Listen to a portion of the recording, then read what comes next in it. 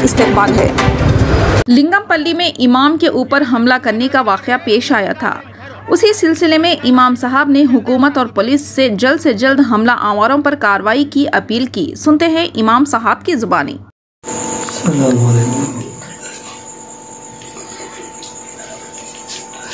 मदरसे मजहर जामिया अरबिया मुसल्लुम तारानगर लिंगमपल्ली जो मदरसा है वो मदरसे के मसाइल तकरीबन 9 महीने से चल रहे थे। उसी मसले में जुमा के दिन 10 मुहर्रम जुमा के दिन मस्जिद हुसैनी तारानगर लिंगमपल्ली के पास मैं और मेरे और एक साथी मस्जिद के बाहर खड़े हुए थे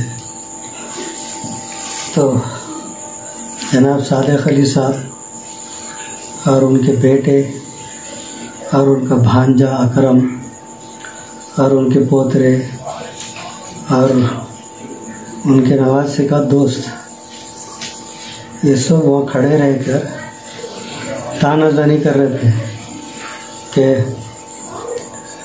9 महीने हो गया मदरसे का मसला हल नहीं हुआ, 9 महीने हो गया बच्चा निकलता बच्ची निकलती, स्कैनिंग करा लो, ऐसे तंज़िया जुमले बोल रहे थे वो लोग।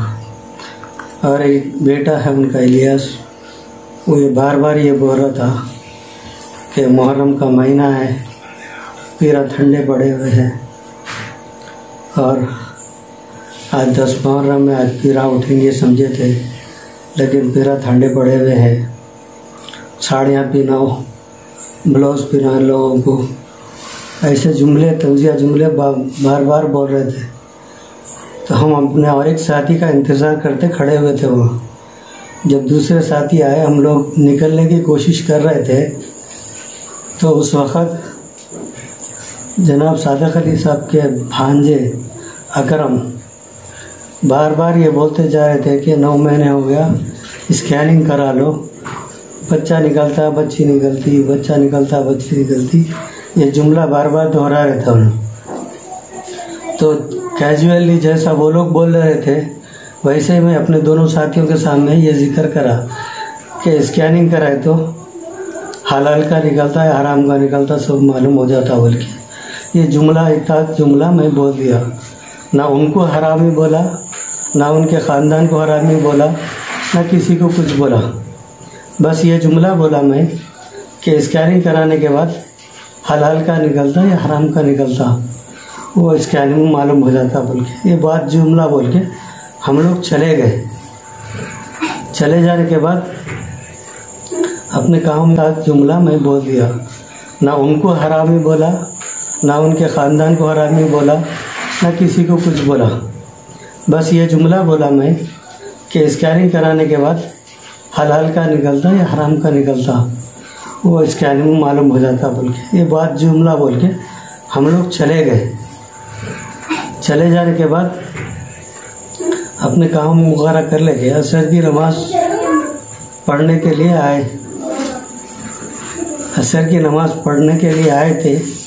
जब आए थे जब भी हमको कुछ थोड़ा बहुत नक्शा दिख गया था कि लोग पूरे ठहरे हुए थे, उनके बहुत से बच्चे बगैर नमाज पढ़े के बाहर पूरा प्लान बना के बाज़ाब्ता ये लोग ठहरे हुए थे। जैसे ही मैं नमाज पढ़ के निकला बाहर, उनका एक बेटा इस्माइल, मौलवी इस्माइल है, वो हमारे साथ पढ़ा हुआ है, साथी है, वो आया मेरे करीब आके मेरे को खींचने लगा तो मैं बोला इस्माइल देख मसला कुछ भी नहीं है, बोला बैठ के बात करेंगे। आज 9 महीने हो गए मदरसे का मसला चलते हुए, हम लोग हर वक्त यही बोल रहे हैं मदरसे की कमेटी को और ये नायब सदर जो मदरसे में सारे घपले नायब सदर की है, तो इन लोगों को हम लोग बोल रहे हैं 9 महीने से कि आओ बैठ के बात करेंगे, आमने सामने बैठ के बात करेंगे। तो 9 महीने से ये लोग आज तक भी आमना सामना बैठ के नहीं बात करें। तो इस्माइल जब मेरे को खींचने लगा था तो मैं उसको बोल रहा हूँ कि भाई ये बैठ के बात करेगा तू, ये गड़बड़ रखो कर। बोले तो उस उत्ते में हमारे एक साथी नईम भाई उसको रोकते हुए हटाते हुए करे तो नईम भाई के सामने ये बात बोला कि नईम भाई आप हट जाओ, ये ज़ाती मसला है, इज्तिमाई मसला नहीं है। ये ज़ाती मसला बोल के बोलने की वजह से दूसरे अफराद जो वहाँ थे सो लोग किसी मामले में इन्वॉल्व नहीं हुए, जिसके नतीजे में सिर्फ मुझे तनहा कर दे के वो लोग पूरे हावी हो गए। तकरीबन सादिक अली साहब के बच्चे, उनके पोतरे और एक उनका भांजा है और एक नवासे का दोस्त है, ये सब मिलके मारना शुरू कर दिए। हर जगह बचते हुए बचे। मुझ पर खातिलाना हमला, क्योंकि ये जुमला वो लोग बोलते हुए मार रहे थे कि लाओ इसको बाहर, आज इसको ख़त्म करके मसला ख़त्म करेंगे। इन जुमले और मारपीट और आखिरी मरतब पिलर के पास, मेंबर के पास, मस्जिद के मेंबर के पास जब मैं वहाँ नीचे गिरा दिया गया, मेरे बाज़ अब तक पैर पे मारे, मेरे मारते मैं नीचे गिरा। नीचे गिरने के बाद फसली में कोई ऐसी चीज़ लेके मारे जिसकी वजह से मेरे को होश नहीं रहा। वो क्या चीज़ थी, कैसी थी, वो कौन मैं देख नहीं सका। नाम वगैरह बोल सकते हो? इसलिए कि मेरे दाएं तरफ उनका पोतरा था, बड़ा पोतरा असलम नामी पोतरा, वो था मेरे दाएं तरफ। तो वो वहाँ मार पड़ने के बाद मेरे को होश नहीं रहा, मेंबर के पास मारने के बाद। अब मेरा मुतालबा यही है कि मुझे इंसाफ मिले।